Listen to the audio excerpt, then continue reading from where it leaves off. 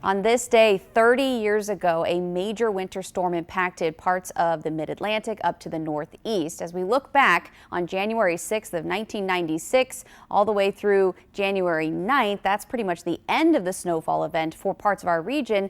Many locations picked up 2 to almost 3 feet of snow in that short period of time, which was a crippling snow event for this, at least the region that is. And when we look at how much snow some parts of our viewing area saw that couple of days from January 7th through 9th, that's when we had measurable snow, at least in parts of the Baltimore area.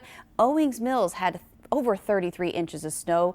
Miller's 32.2 inches. Here at TV Hill, we picked up at least 29, and 26.6 inches was recorded at BWI Marshall. Meanwhile, Dulles Airport picked up 23.4 inches. This does not include the snowfall that they saw on this day because it happened from January 6th all the way through the 9th.